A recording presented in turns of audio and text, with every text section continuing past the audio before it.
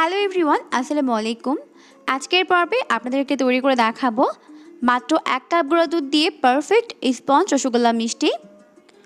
অনেকেই মিষ্টি তৈরি করে কমপ্লেন করে থাকে মিষ্টি ভেঙে যায় বা ফেটে যায়, তো তারা কিন্তু আজকের ভিডিওটা পুরোপুরি দেখলে মিষ্টি নিয়ে আপনাদের মনে যত রকমের কোয়েশ্চেন আছে আপনারা কিন্তু সবগুলো কোয়েশ্চেনের অ্যান্সার পেয়ে যাবেন আমার আজকের রেসিপি থেকে। ভীষণই সফট, তুলতুলে নরম এই স্পঞ্জ রসগোল্লা মিষ্টি আপনারা খুব সহজেই তৈরি করতে পারবেন।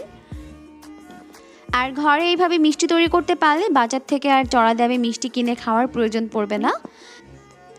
ভিডিও শুরু করার আগে এখনও যারা চ্যানেলটিকে সাবস্ক্রাইব করেননি, অবশ্যই এরকমই নতুন ভিডিও প্রতিদিন পেতে চ্যানেলটিকে সাবস্ক্রাইব করে রাখবেন।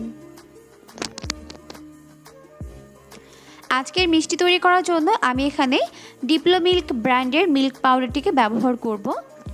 অনেকে আমাকে মিষ্টির ভিডিওগুলোতে কমেন্ট করে থাকেন আমি কোন ব্র্যান্ডের মিল্ক পাউডার দিয়ে মিষ্টি তৈরি করে থাকি।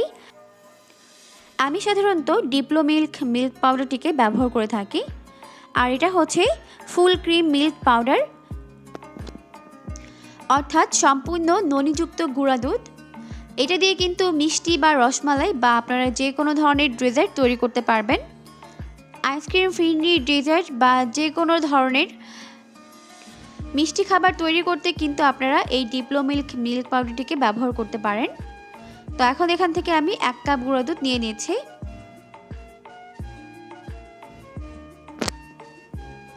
এখন মিল্ক পাউডারগুলোকে একটি প্যানের মধ্যে দিয়ে নিচ্ছি। এরপর এখন এর মধ্যে দিয়ে দিচ্ছি পানি। আমি এখানে 1 কাপ গুঁড়া দুধ নিয়েছি, এজন্য এখানে আমি 3.5 কাপ পানি ব্যবহার করব। আর একটা কথা, গুঁড়া দুধ দিয়ে ছানা তৈরি করলে কিন্তু লিকুইড দুধের থেকে একটু বেশি পরিমাণে ছানা পাওয়া যায়।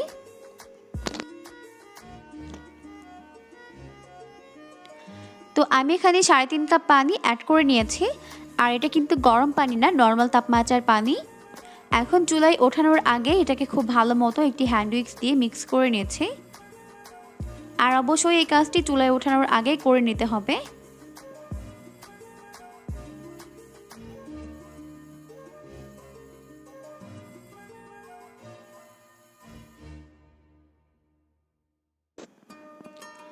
ভালো মতো মিক্স করা হয়ে গেলে এখন এটাকে আমি চুলায় বসিয়ে দিয়েছি।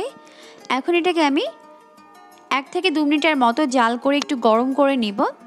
তবে এই দুধকে কিন্তু লিকুইড দুধের মতো অতটা সময় ধরে জাল করার প্রয়োজন নেই, শুধু একটু গরম হয়ে গেলেই হবে।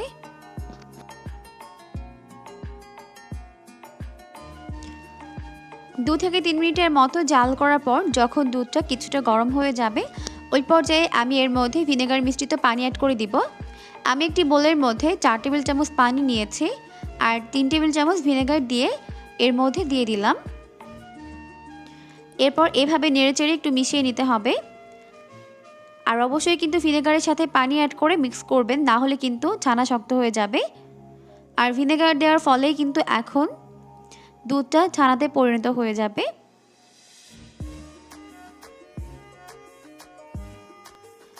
আর অনেকেই আমাকে কমেন্ট করে থাকে ভিনেগার কি, ভিনেগার চিনি না। ভিনেগার হচ্ছে আমরা আচার সংরক্ষণ করতে যেই ভিনেগার ব্যবহার করে থাকি ওটাই মূলত ভিনেগার। তো এটা দিয়েই আমি ছানাটাকে কেটে নিয়েছি। তো এখন কিন্তু পানি আর ছানা আলাদা হয়ে গেছে।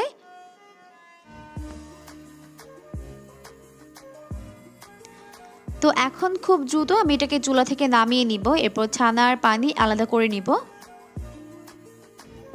এখন আমি একটি বোলের মধ্যে একটা সাদা কাপড় বিছিয়ে নিচ্ছি, আর অবশ্যই সাদা কাপড় নেওয়ার চেষ্টা করবেন, কারণ অনেক সময় দেখা যায় যে গরম ছানা কালারফুল কাপড়ের উপরে দিলে ছানা কাপড়ের কালার টেনে নেয়, তাই অবশ্যই চেষ্টা করবেন সাদা কাপড় বিছিয়ে নেওয়ার জন্য। তো এখন আমি ছানার পানি সহ ছানাগুলোকে এই কাপড়ের মধ্যে ঢেলে দিচ্ছি। তো এখন আমি এইভাবে ছানাগুলোকে পানি থেকে আলাদা করে নিচ্ছি।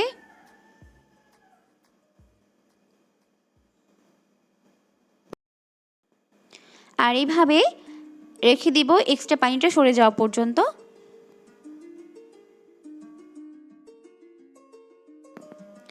তো এখন এই পানিটাকে আমি ফেলে দিচ্ছি।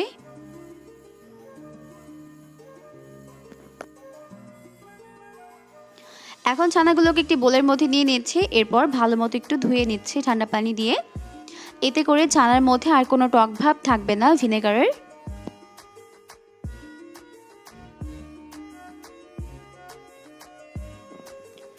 ধুয়ে নেওয়ার পর এখন আমি এভাবে এটাকে ঝুলিয়ে রেখে দিব 5 মিনিটের জন্য। যেহেতু এটা গরম তাই কিন্তু হাত দিয়ে চিপতে অসুবিধা হবে, তাই কিন্তু এটাকে ঝুলিয়ে রেখে দিতে হবে 5 মিনিটের জন্য। আর এই 5 মিনিটের মধ্যে এক্সট্রা পানিটা ঝরে যাবে।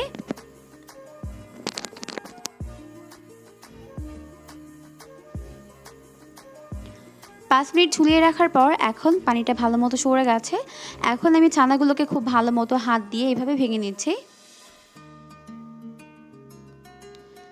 এরপর হাত দিয়ে খুব ভালো মতো এগুলোকে নরম করে মথে নিতে হবে। আপনি ছানাগুলোকে যত ভালোভাবে সফট করে মথে নেবেন আপনার মিষ্টি কিন্তু ততই পারফেক্ট হবে। আর ছানাগুলোকে ভালো মতো মথে না নিলে কিন্তু আপনি মিষ্টি শেপ তৈরি করতে পারবেন না। তাই অবশ্যই একটু সময় নিয়ে এটাকে ভালো করে এভাবে মথে নিতে হবে।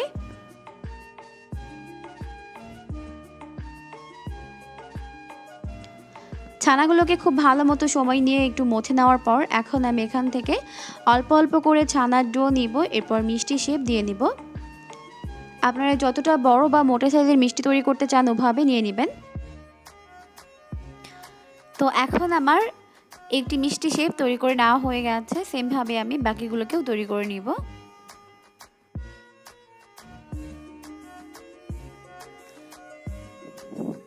তো এখন সবগুলো মিষ্টি শেপ তৈরি করে নেওয়া হয়ে গেছে। এখন চলে যাচ্ছে মিষ্টি শিরা তৈরি করার জন্য। শিরা তৈরির জন্য চুলায় একটি প্যান বসিয়ে এর মধ্যে দিয়ে দিচ্ছি 1 কাপ পরিমাণ চিনি। আর 1 কাপ চিনিতে কিন্তু হালকা মিষ্টি হবে, তবে আপনারা যদি বেশি পরিমাণে মিষ্টি খেতে পছন্দ করেন তাহলে এখানে 1 কাপ এবং আরও হাফ কাপ চিনি অ্যাড করবেন। তো 1 কাপ চিনির জন্য আমি এর মধ্যে অ্যাড করে দিচ্ছি 5 কাপ পরিমাণ পানি।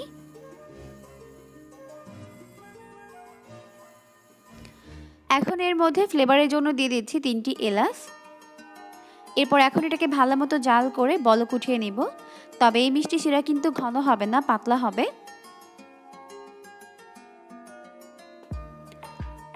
যখন শিরা এরকম ফুটতে শুরু করবে ওই পর্যায়ের মধ্যে আমি মিষ্টি শেপগুলোকে দিয়ে দিচ্ছি।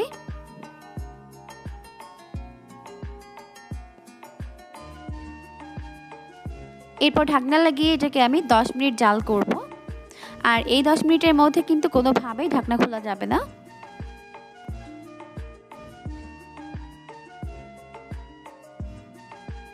এখন 10 মিনিট পর ঢাকনাটিকে উঠিয়ে নিচ্ছে। আর এখন দেখতেই পাচ্ছেন আমার মিষ্টিগুলো কিন্তু হয়ে গেছে আর কত সুন্দর মতো ফুলে গেছে। এখন চাইলে আপনারা এই পর্যায়ে মিষ্টিগুলোকে খেতে পারেন বা চাইলে ঠান্ডা করেও খেতে পারেন। তো আমি আপনাদেরকে দুইভাবেই কেটে দেখাবো, গরম অবস্থাতে এবং ঠান্ডা অবস্থাতেই। কারণ অনেকেই কমপ্লেন করে থাকেন মিষ্টি ঠান্ডা হয়ে গেলে সেটা শক্ত হয়ে যায়, তাই আমি আপনাদেরকে দুইভাবেই কেটে দেখাবো। আমার তৈরি মিষ্টিগুলো কিন্তু শক্ত হয়ে যায়নি। তো এখন আমি মিষ্টিটিকে কেটে দেখাচ্ছি। দেখুন কতটা বেশি সফট হয়েছে আর খেতেও কিন্তু একদম দোকানের মতো। তো এখন মিষ্টিগুলোকে আমি চুলা থেকে নামিয়ে ঠান্ডা করে নিব আর এই শিরার মধ্যে রেখে দিব। এখন মিষ্টিগুলো ঠান্ডা হয়ে গেছে আর আমি একটু দেখাচ্ছি, দেখুন কত ভালো মতো মিষ্টিগুলো শিরাগুলোকে সোপ করে নিয়েছে। রেসিপি ভালো লাগলে অবশ্যই লাইক, কমেন্টস এবং শেয়ার করবেন। আর নতুন দর্শক হয়ে থাকলে অবশ্যই চ্যানেলটিকে সাবস্ক্রাইব করে রাখবেন। আজকের মতো বিদায় নিচ্ছি, সবাই অনেক ভালো থাকবেন। আল্লাহ হাফিজ।